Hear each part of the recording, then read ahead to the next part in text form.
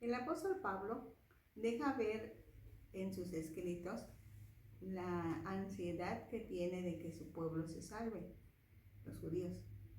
Por cierto, esa debe ser la actitud de quien entregue el mensaje del Evangelio a otras personas, sean quienes sean.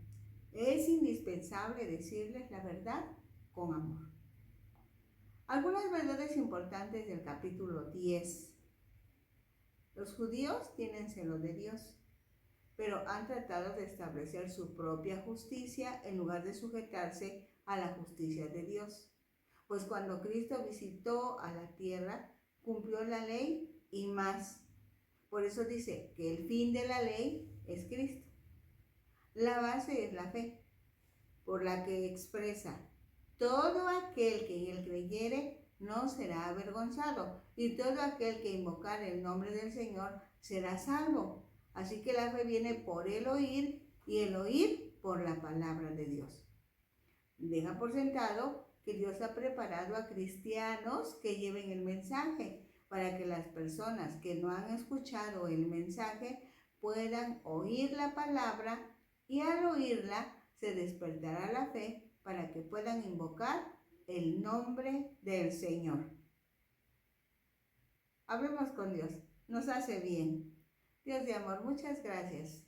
Siempre tendremos que decirte gracias porque tú tienes todo ya bajo control y está solucionado. Almas que necesitan de tu palabra van a ser confrontadas, van a ser sanadas, van a ser bendecidas por tu palabra. Es tu palabra, no es la nuestra. Junto conmigo, muchos hombres y mujeres hoy se han dado a la tarea de usar estos medios para que tu palabra sea conocida por todo el globo terráqueo. Entonces, Señor, gracias por lo que tú nos permites hoy y nos permitirás mañana, pasado, en el futuro nuestro, porque por cierto, para ti el tiempo no cuenta, porque tú eres eterno. Todo eso es maravilloso. Gracias por tu palabra. Amén.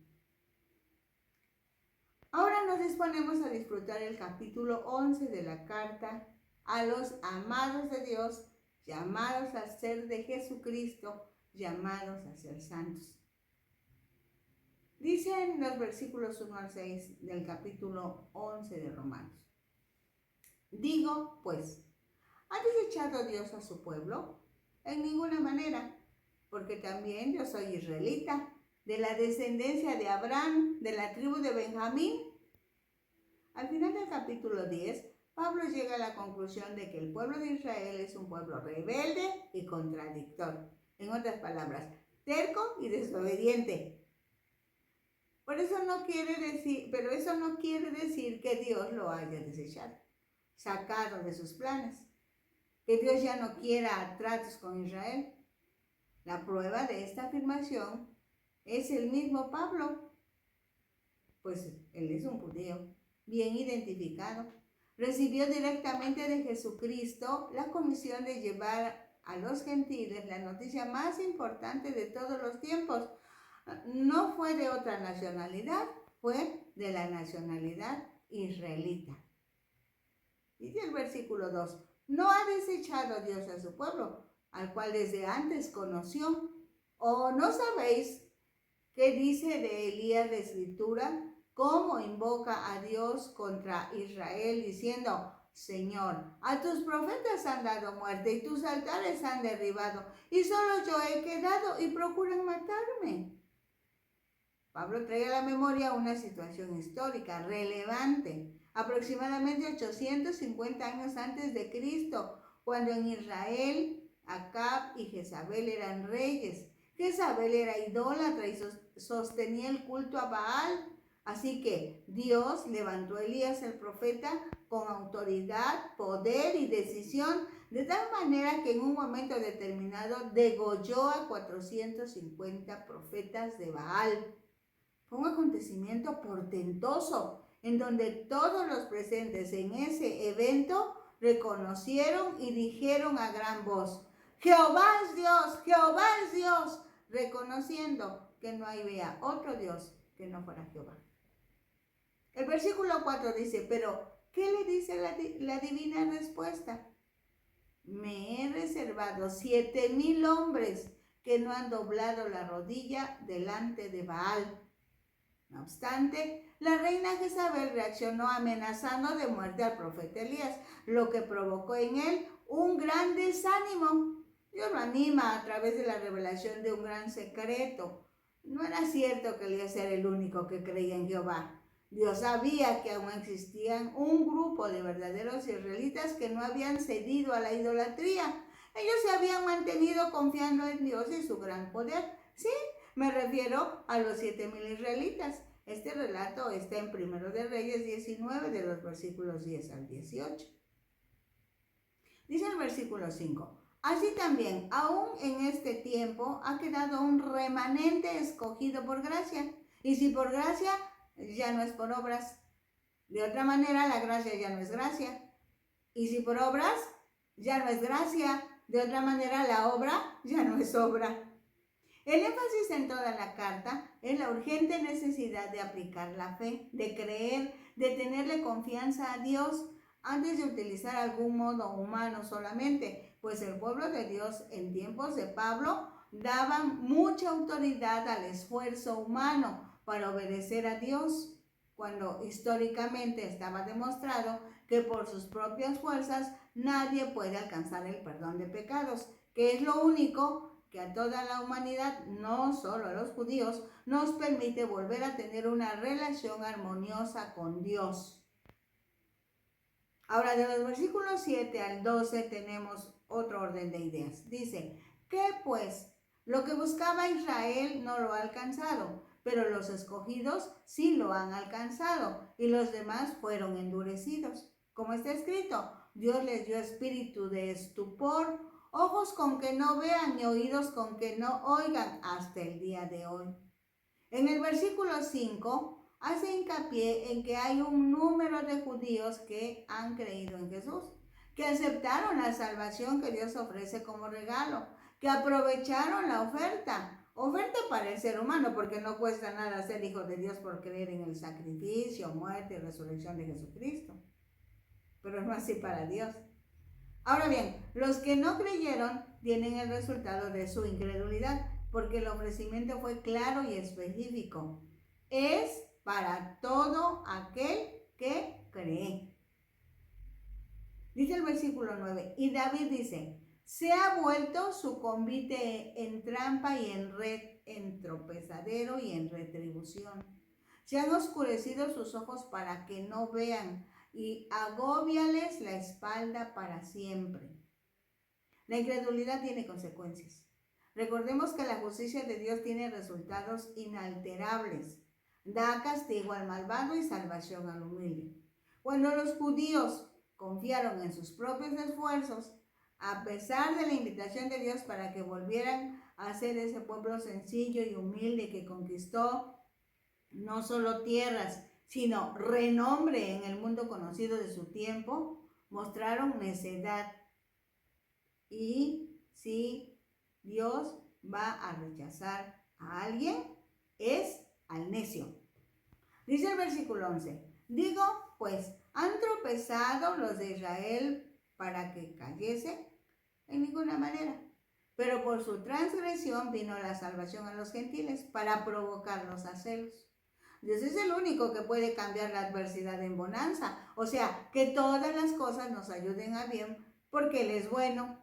Esa necedad de los judíos trajo como consecuencia que se abriera la puerta para los gentiles, ya que si bien un pequeño número de judíos creyó, un gran número de los gentiles le dijo sí a Dios, y el favor de Dios también llegó a los no judíos.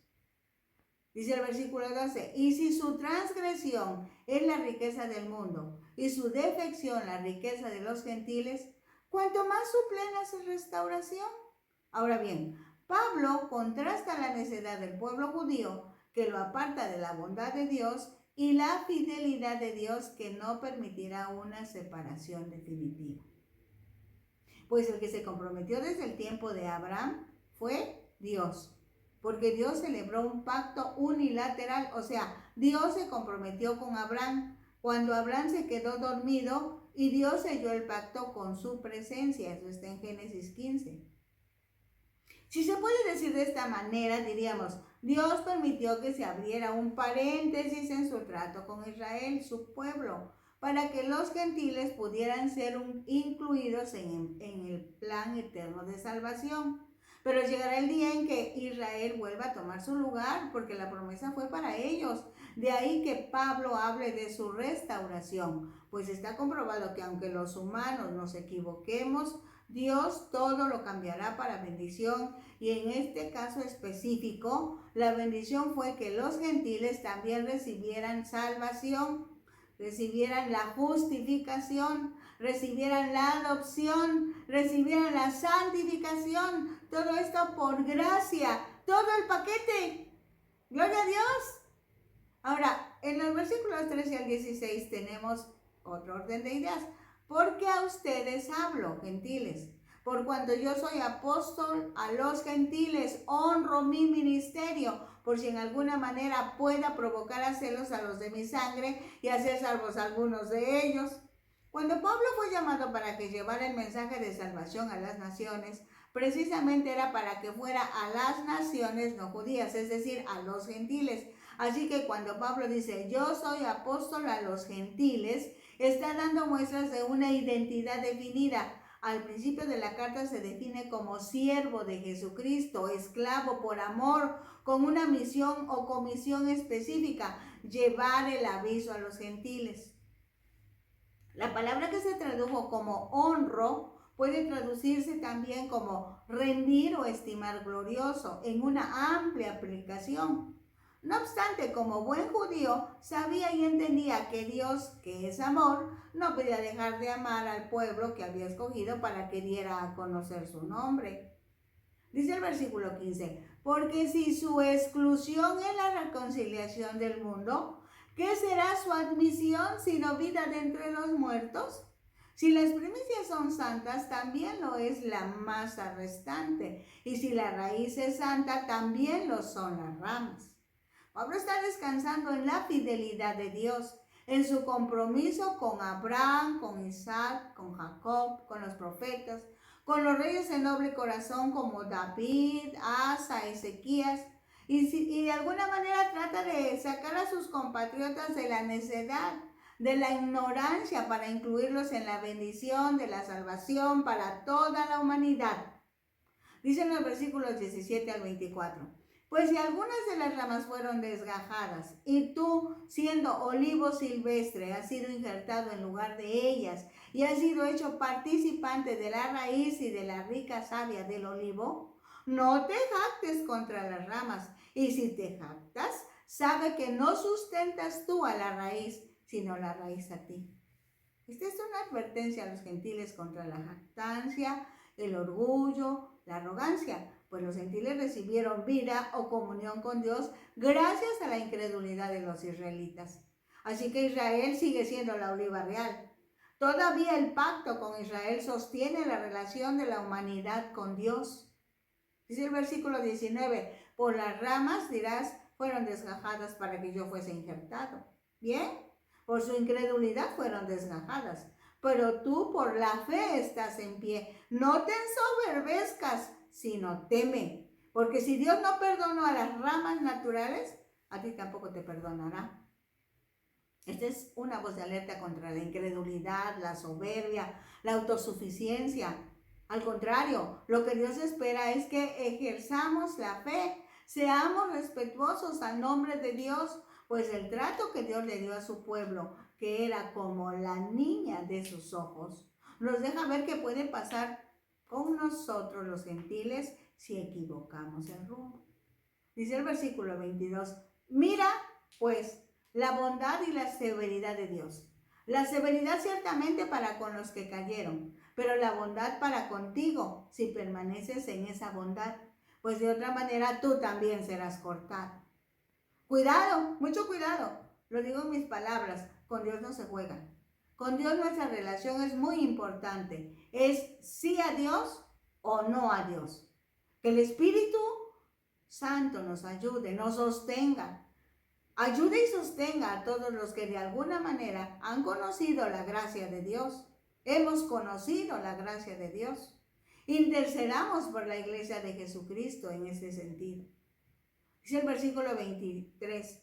Y aún ellos, si no permanecieren en incredulidad, serán injertados, pues poderoso es Dios para volverlos a injertar. Porque si tú fuiste cortado del que por naturaleza es olivo silvestre, y contra naturaleza fuiste injertado en el buen olivo, cuanto más estos que son las ramas naturales serán injertados en su propio olivo. Esa es nuestra esperanza, para clamar por todos los que siendo hijos de Dios por gracia, sean judíos o gentiles, por alguna razón hayan equivocado el rumbo, se hayan extraviado del camino, que Dios los vuelva a injertar por su pura gracia, por su grande amor, por su fidelidad, que nuestros hermanos vuelvan, así como el corazón de Pablo clamaba por su pueblo Israel, que nosotros podamos tomar ejemplo y clamemos por la restauración de los que habiendo disfrutado la gracia, se hayan equivocado. Dicen los versículos 25 al 32. Porque no quiero, hermanos, que ignoréis este misterio, para que no seáis arrogantes en cuanto a ustedes mismos, que ha acontecido a Israel endurecimiento en parte hasta que haya entrado la plenitud de los gentiles. Y luego todo Israel será salvo, como está escrito. Vendrá de Sión el libertador, que apartará de Jacob la impiedad. Y este será mi pacto con ellos, cuando yo quite sus pecados. Así que en cuanto al evangelio, son enemigos por causa de ustedes, pero en cuanto a la elección, son amados por causa de los padres. Dice el versículo 29, porque irrevocables son los dones y el llamamiento de Dios. Pues como ustedes también en otro tiempo eran desobedientes a Dios, pero ahora han alcanzado misericordia por la desobediencia de ellos, así también estos ahora han sido desobedientes para que por la misericordia concedida a ustedes, ellos también alcancen misericordia, porque Dios sujetó a todos en desobediencia para tener misericordia de todos. Así que judíos y gentiles se benefician o bendicen entre sí. Originalmente los judíos serían bendición para los gentiles. Cuando los judíos equivocaron la misión, Dios bendijo a los gentiles por medio de un judío, el Mesías. No obstante, Dios sigue amando a los judíos por la promesa que hizo a Abraham, a Isaac y a Jacob. Cuando dice por causa de los padres, se refiere a ellos. En algún momento los judíos que han creído que son fieles manifestarán la misericordia de Dios, principalmente con otros judíos. Y luego judíos y gentiles mostrarán misericordia con toda la humanidad, pues la voluntad de Dios es que ninguno se pierda. Efectivamente, cuando Dios ha entregado llamados y dones, nadie puede renunciar a ellos. ¡Qué bueno es Dios! Pablo lo dice en cuanto a los judíos, pero también es para los gentiles, a quien Dios reconoce como su hijo, como su pueblo, le hace encomiendas, le da comisiones, lo llama para que realice alguna tarea, alguna actividad y para que pueda llevar a cabo esa encomienda, la que sea que Dios le haya asignado a uno de sus hijos. El Espíritu Santo interviene equipándolo con regalos o dones que le servirán de apoyo. Hoy está comprobado que de igual manera lo hace con su iglesia, también la equipa. Así que lo que Dios te ha dado, nadie te lo puede quitar. Ni tú lo puedes dejar por ahí o que presentes tu renuncia. Si Dios te llama, te equipa, te capacita y también te pedirá los resultados de tu desempeño. Dicen los versículos 33 al 35. Oh, profundidad de las riquezas, de la sabiduría y de la ciencia de Dios. Cuán insondables son sus juicios e inescrutables sus caminos. Guiado por el Espíritu Santo, Pablo alaba a Dios. Reconoce que Dios es sabio, lo conoce todo. Inescrutables sus caminos quiere decir que los humanos no alcanzamos a comprender los caminos de Dios. Pues al revisar la relación de los judíos con la iglesia, encontramos que al final se demuestra que todos, los judíos y los gentiles, se extravían. Pero Dios ofrece la salvación por gracia a toda la humanidad. No hay más que decir. Dice en los versículos 34. Porque ¿quién entendió la mente del Señor? ¿O quién fue su consejero? ¿O quién le dio el primero para que le fuese recompensado? Solo Dios tiene todo el poder y toda la sabiduría. Es el único que no necesita consejero, pues es perfecto, no se equivoca. Dice el versículo 36. Porque de Él y por Él y para Él son todas las cosas. Haya la gloria por los siglos. Amén. Está demostrado que el ser humano es la corona de la creación del Todopoderoso. El hombre tiene de Dios la capacidad de pensar, de analizar, de razonar, de investigar, de concretar, de resumir, de compactar. Pero también está comprobado que el ser humano no alcanza a comprender todo lo que Dios es, todo lo que Dios dice, y mucho menos todo lo que Dios hace. Así que el hombre solo puede reconocer sus limitaciones y a su vez la grandeza del poder, de la misericordia, del amor, de la verdad, de la gloria de Dios.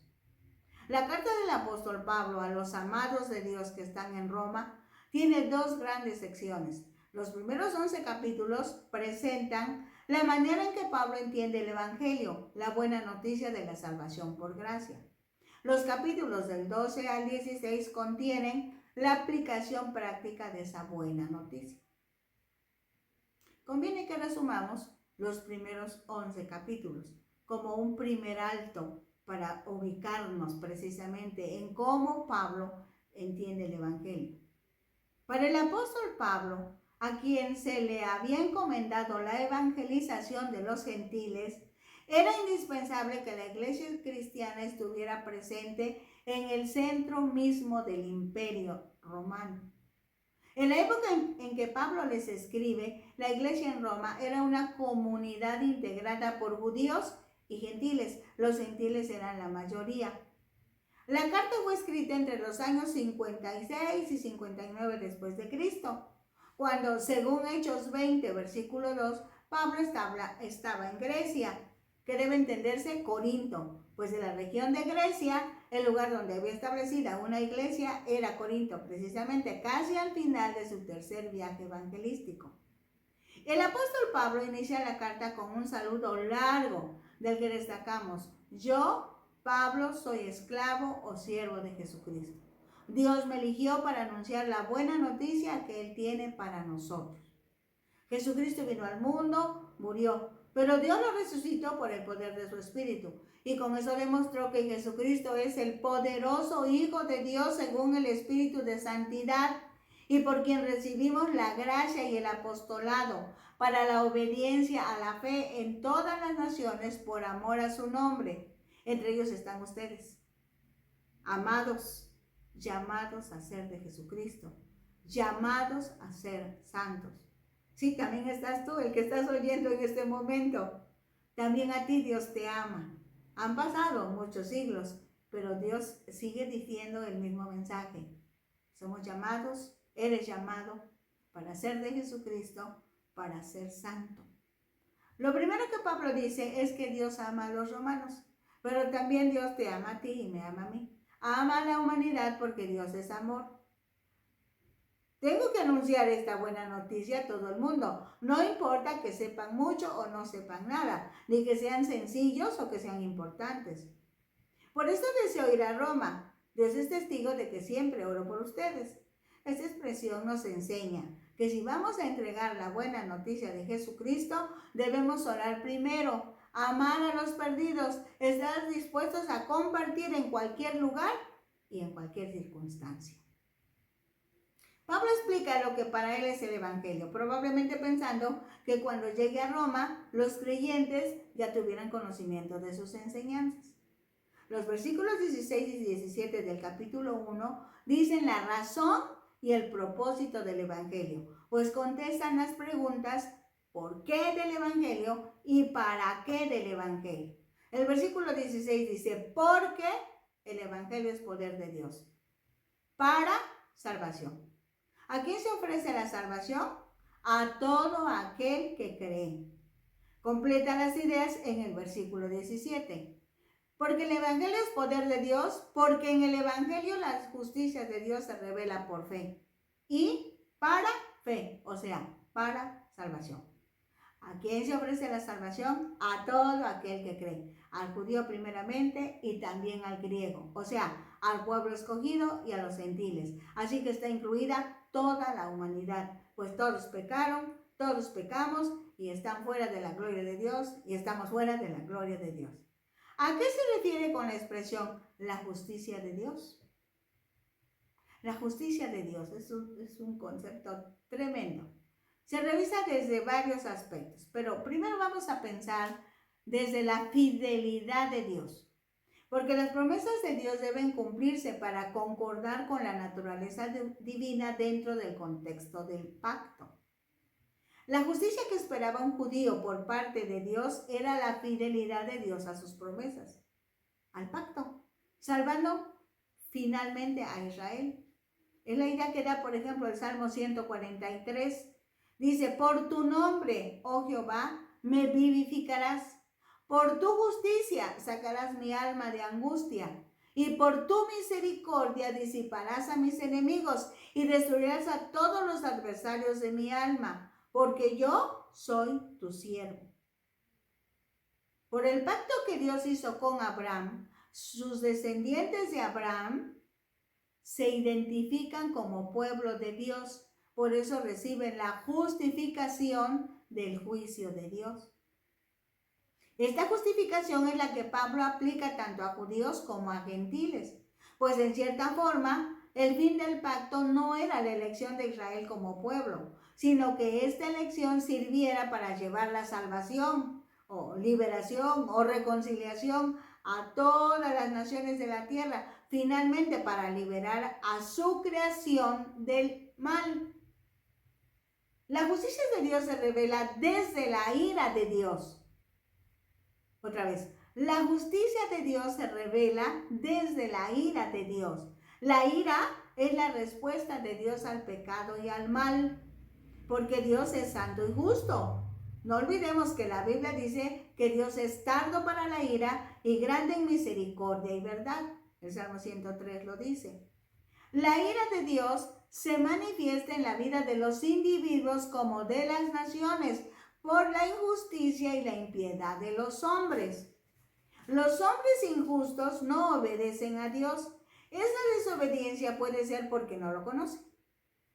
Los hombres impíos son los que no tienen piedad. Esto es, algunos hombres, aunque conocen a Dios, son crueles, incrédulos, son como bestias feroces. Por todo ello, además, son injustos. Generalmente los impíos también son injustos. Lo que sucede con los hombres que tienen estas características es que impiden que la verdad se dé a conocer, dejando en estado de indefensión a los seres humanos. Esto es, estorban al conocimiento de la verdad. La verdad es Jesucristo y se traduce en que Jesucristo murió y resucitó para que todos los seres humanos de todas las edades puedan creer que Jesucristo ya pagó la deuda y por ello alcanzar perdón de pecados y vida eterna. Por su santidad, constantemente actúa en juicio sobre el pecado, porque no acepta el pecado. El pecado provoca la ira de Dios que se aplica como juicio a los habitantes de la tierra. Muy difícil de comprender para el ser humano, pero hablar de juicio es ver la aplicación conjunta de la misericordia y la ira de Dios en la historia y en la vida y la experiencia humanas.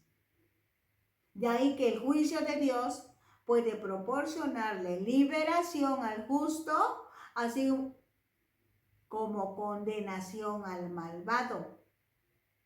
El Nuevo Testamento sigue la idea de que el juicio le pertenece a la naturaleza de Dios como parte de su actividad esencial, solo que se asocia con Cristo, quien ejerce la justicia del Padre. Pues Jesucristo es la palabra encarnada y Él sufrió la ira de Dios en su cuerpo cuando murió en la cruz del Calvario en nuestro lugar. Solo que los seres humanos debemos tomar ese sacrificio a nuestro favor para que no suframos la ira de Dios sobre nosotros. Si nuestra decisión es no quiero aprovechar esta oportunidad que Dios me está ofreciendo, entonces el juicio de Dios recae sobre los que hacen tales cosas. ¿Cuáles son esas tales cosas? Detienen con injusticia la verdad, no glorifican a Dios ni le dan gracias, son necios, son idólatras, cambiaron la verdad de Dios por la mentira.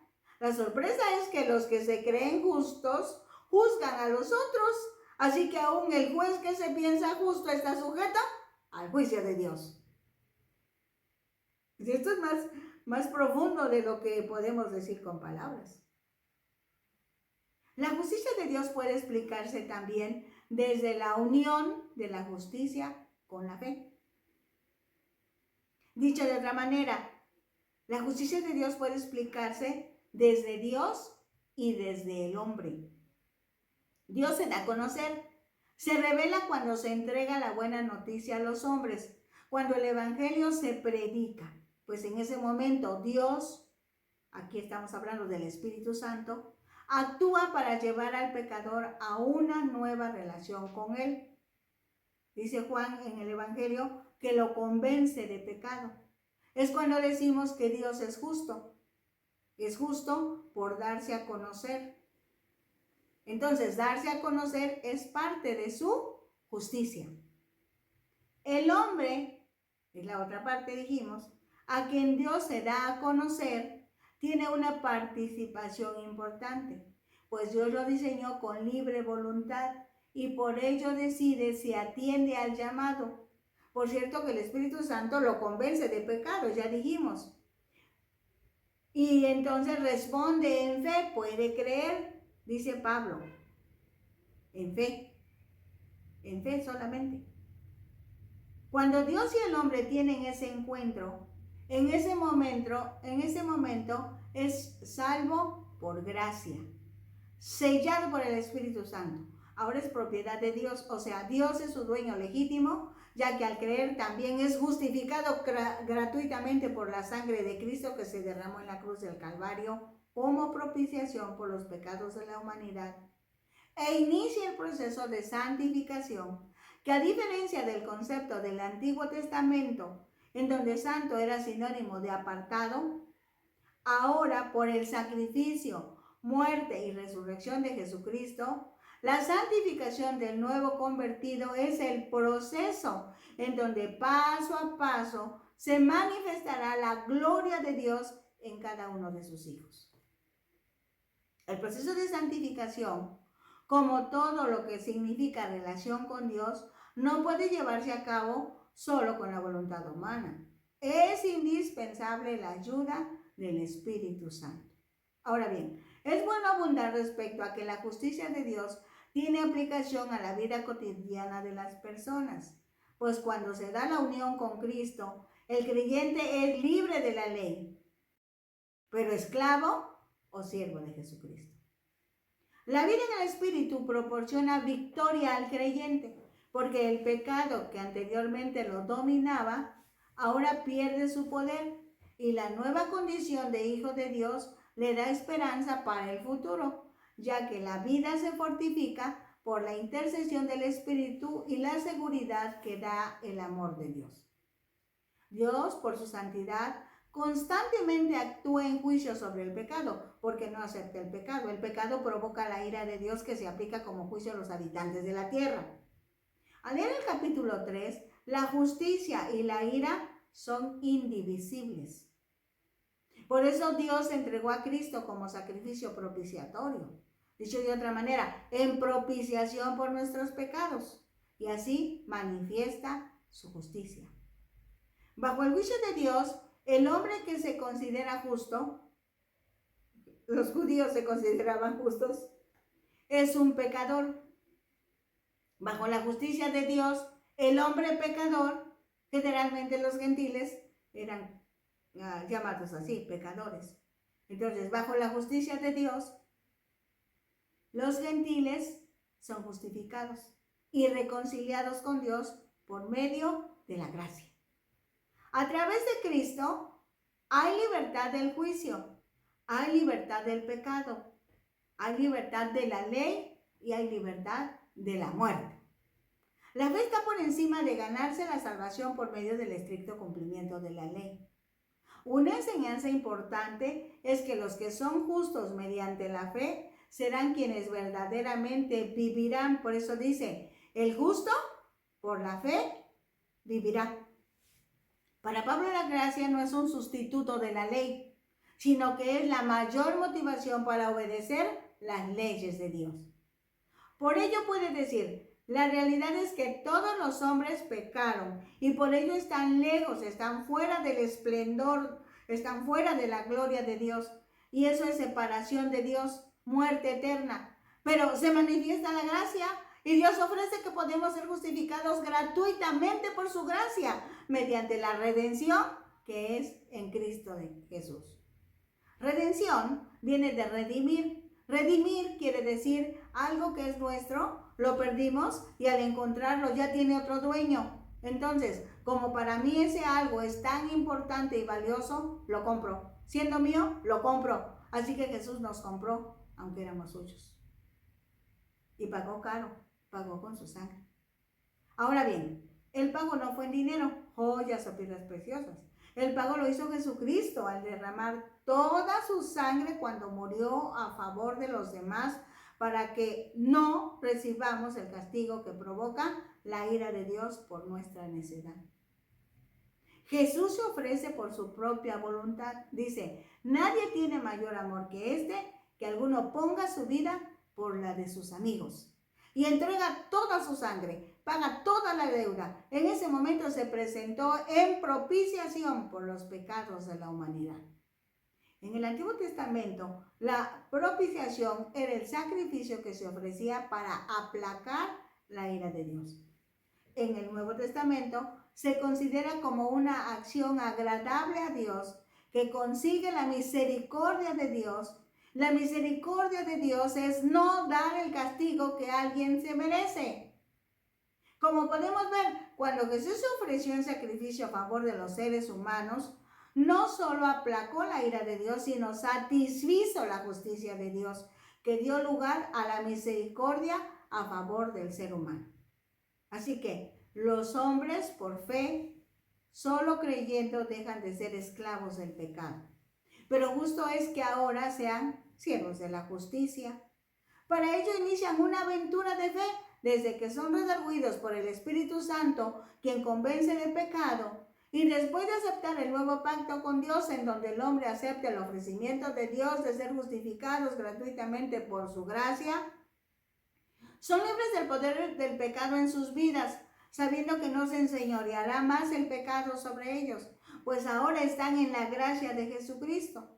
Debido a que siguen viviendo en la tierra y son totalmente humanos, reciben muchas invitaciones para pecar, enfrentan tentaciones y descubren sus debilidades, pero también aprenden a confiar en Jesucristo como su amigo y son apoyados por el Espíritu Santo, quien fortalece al espíritu del humano, quien puede disfrutar victoria sobre el pecado. Es lo que Pablo explica en el capítulo 8. Del capítulo 8 enfatizamos los versículos 14 y 15. Porque todos los que son guiados por el Espíritu de Dios, estos son hijos de Dios. La expresión son guiados debe entenderse como un estilo de vida, no solo en momentos o circunstancias definidas. Son guiados siempre. Se dejan guiar por el Espíritu, siendo sensibles a los impulsos del Espíritu a lo largo del día. 24 horas, todos los días, por 365 días. Pues el Espíritu siempre nos guiará a toda verdad. Nos enseñará y recordará todas las cosas relativas a lo que dice la Biblia. Dice el versículo 15, pues no habéis recibido el espíritu de esclavitud para estar otra vez en temor, sino que habéis recibido el espíritu de adopción, por el cual clamamos, Abba, Padre. Pablo estaba pensando en la adopción, en lo que sucedía en la sociedad romana de su tiempo. Ahí aparece la patria potestas romana, que es la autoridad del padre sobre la familia. El padre tenía poder para disponer absolutamente de la familia y en los primeros tiempos hasta de vida o muerte. Además, en la relación padre-hijo, el hijo siempre estará bajo la patria potestas. Se consideraba propiedad de su padre, quien podía disponer de él como quisiera. Así que la adopción por otra familia era un paso difícil y serio. Básicamente tenía dos etapas. La primera era una venta simulada por 3 ocasiones. El padre hacía como que vendía a su hijo 2 veces y otras 2 veces volvía a comprarlo, pero la tercera vez no lo compraba. Así que quedaba rota la patria potestas. En la segunda etapa, el padre que adoptaba se dirigía a un magistrado de Roma, presentaba la solicitud para la transferencia a su patria potestas de la persona que estaba en adopción o que esperaba ser adoptada. Con eso se consumaba la adopción. Ahora, las consecuencias de la adopción eran: al adquirir un nuevo padre, la persona adoptada perdía todos los derechos que le hubieran correspondido en su antigua familia. Si su nuevo padre tuviera otros hijos, este hijo sería recién adoptado, era coheredero con ellos. El hijo adoptado empezaba una nueva vida, así que las pertenencias e incluso las deudas de la vida anterior a la adopción desaparecían. La persona adoptada era hijo o hija de su nuevo padre en todos los sentidos. Por eso la salvación es una verdadera oferta de Dios para la humanidad. Y no es que se haya devaluado la santidad y la verdad que es en Cristo Jesús. Al contrario, la salvación ha resultado muy cara para Dios, pero Él por su amor ya concluyó con todos los trámites, si se puede decir de esa manera. Solo espera la decisión de cada persona. Aquí la necesidad de explicar lo que dice la Biblia, ya que una vez que se entienda, lo que sigue es mucho más fácil. Disfrutemos nuestra adopción como hijos y, como dicen Hebreos, lleguemos confiadamente al trono de la gracia y hallemos oportuno socorro. Ahora tenemos los mismos derechos que Jesucristo. Entre esos derechos está el de padecer. Y es hasta cierto punto lógico. Nuestra carne está acostumbrada a pecar. Ahora en Cristo, muchas conductas que practicábamos ya no son compatibles con nuestra nueva familia. Y en determinado momento nos parecerá doloroso dejar atrás lo que atrás debe quedar. Pero todo esto es necesario para que, viviendo en santidad, podamos reflejar la gloria de Dios, nuestro nuevo Padre. En los capítulos 9 al 11, Pablo tiene cuidado en hacer una comparación entre el Evangelio y la ley de Moisés. La carta trata el asunto que para los judíos era difícil de aceptar, que el Dios de los judíos pudiera incluir a los gentiles en sus promesas hechas a Abraham. La recomendación es que nos afiancemos en estas verdades de la fe cristiana. Repasa, medita, saborea, disfruta la palabra y comparte. Busque sus materiales en YouTube a nombre de Rosadela Hernández Ojeda, en Facebook Disfruta la Palabra y en Ventana Virtual Cristiana Radio, la señal que edifica. Ahí también están estos materiales. Gracias a Dios por estas oportunidades que nos da de servirles. Si Dios nos presta la vida, la próxima semana estaremos aquí. Bendiciones.